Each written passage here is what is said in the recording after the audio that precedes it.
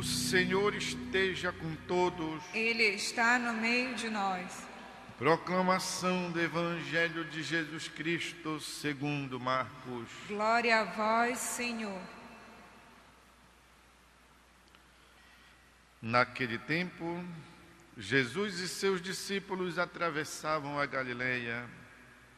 Ele não queria que ninguém soubesse disso, pois estava ensinando a seus discípulos.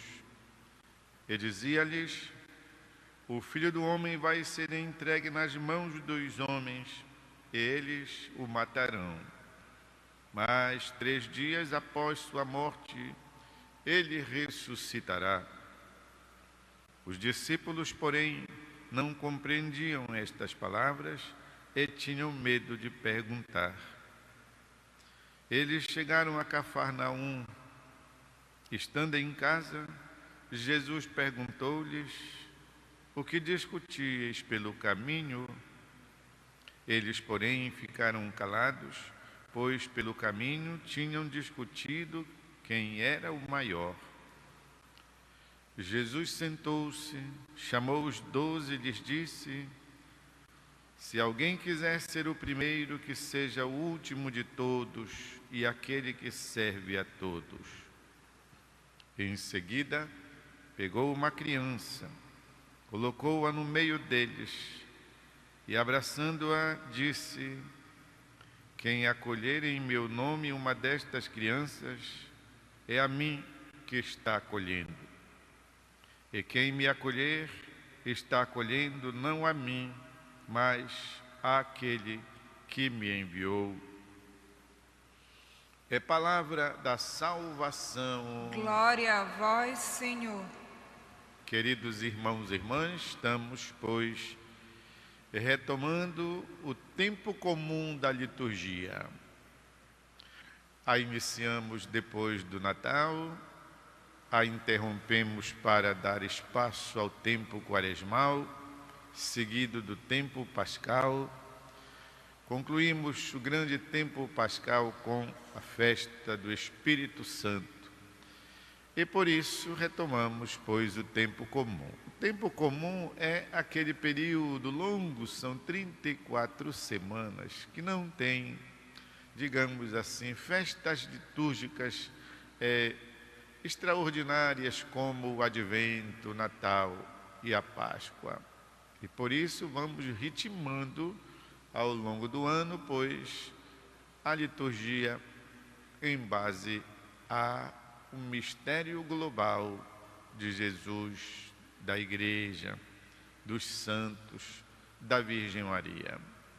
Devagarzinho e a cada dia, pois vamos tendo essas espécies de bocados, essas espécies de pastilhas, poderíamos assim mal comparar. Mas todos os dias o Pai nos dá alguma coisa do grandioso mistério da Santíssima Trindade. E neste ano estamos, pois, lendo continuadamente o Evangelho de São Marcos, ano do Evangelho de São Marcos, e retomamos a liturgia lendo a carta de São Tiago. A carta de São Tiago é um vademecum, é um almanaque, é uma enciclopédiazinha sobre o comportamento da vida, diríamos, do cristão que presta e da vida do mundo que não presta. E o apóstolo São Tiago vai sempre colocando o que é e o que não é, o que deve ser e o que não deve ser, para o comportamento dos discípulos missionários de Jesus Cristo. E fala sobre tantas coisas. Um almanaquezinho é assim, tem de tudo. Esse seria muito importante nós em casa irmos lendo. Carta de São Tiago. Fica entre as cartas católicas no Novo Testamento. E veremos como é interessante E são realidades intemporais, no sentido que serve para qualquer época. Serviu para a época em que foi escrita, o ano 100, e serve todo o tempo também para nós hoje do século 21. Porque sabemos, o coração humano é o mesmo todo o tempo. Por isso serve também para nós. Como hoje, São Tiago está falando da ganância, iniciou falando sobre a ganância. E todos nós sabemos, para quem tem, nunca há demais, não é isso? Se já tem, quer sempre mais. Não entendemos por que alguém que tenha um empreendimento tão grandioso ainda esteja se afadigando para fazê-lo ainda maior. E, sobretudo, quem nada tem, comenta, né? Não sei para quê, não vai levar consigo. Ou, para usar a frase do Santo Padre Papa Francisco, nunca se viu no cortejo de um funeral um carro forte, um carro que transporte valores, é isso, acompanhando o defunto ao cemitério. É mais ou menos isto que São Tiago está dizendo. Vocês são gananciosos, pedem, pedem, pedem, e aquilo que alcançam não usam para o bem. Ou melhor, diz ele, pedem, pedem, pedem, e não alcançam exatamente porque querem esbanjar. Essa escritura é, portanto, atualíssima. E fala de um convite, faz um convite. O que vocês precisam é purificar sua vida, suas mãos, pecadores. Afastar-vos do mal. Afastai-vos do mal e obedecei a Deus. E neste sentido também o diabo mau fugirá de vós. Aproximai-vos de Deus e ele se aproximará de vós. Está aqui, portanto, um convite, um conselho atualíssimo para que conduzamos nossa vida na direção daquilo que é essencial.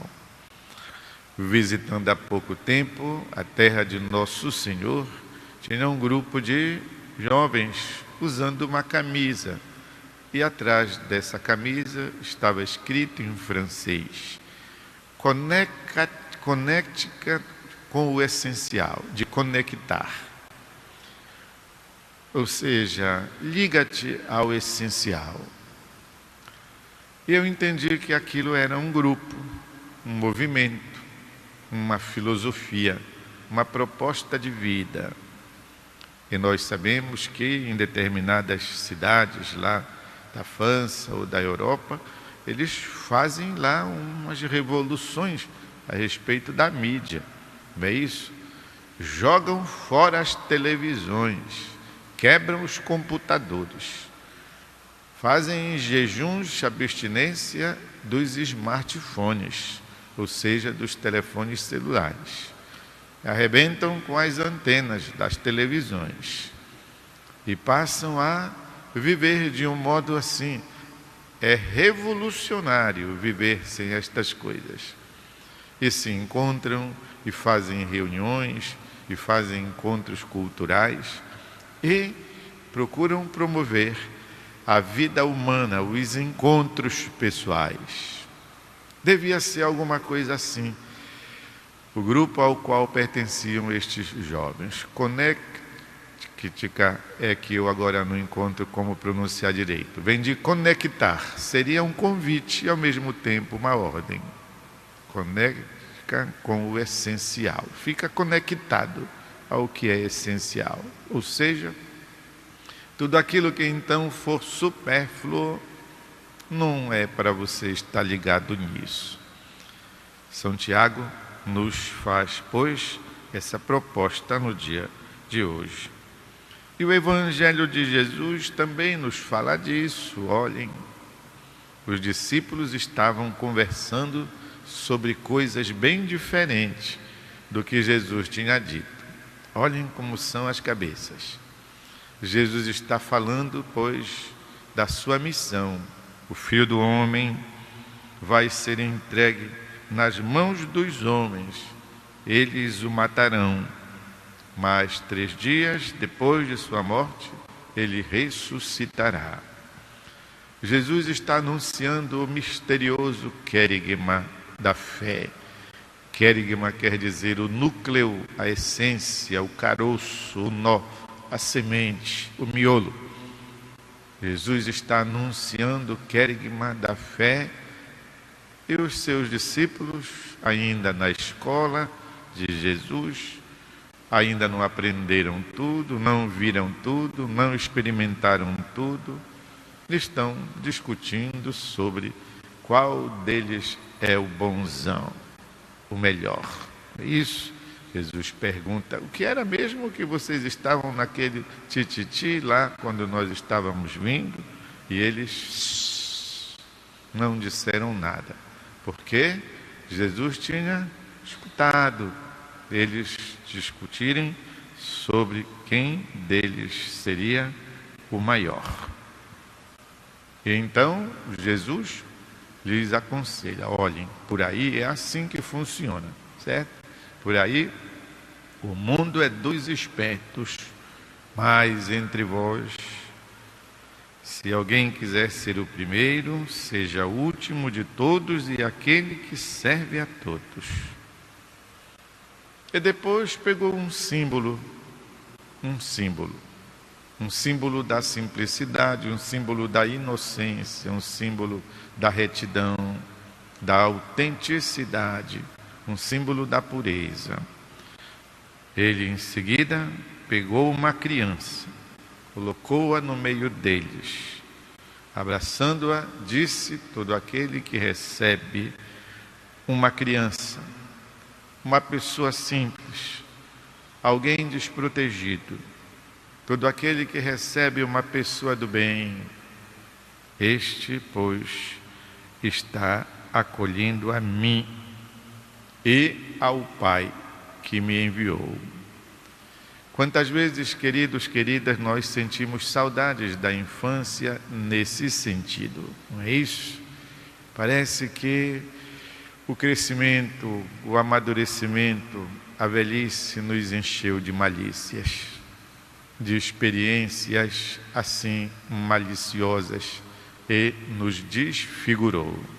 Desfigurou a criança que, no entanto, deve persistir e perseverar em nós, porque o Senhor disse: se não vos tornardes como as crianças, não entrareis no reino dos céus. Vamos ficar lá de plantão, né?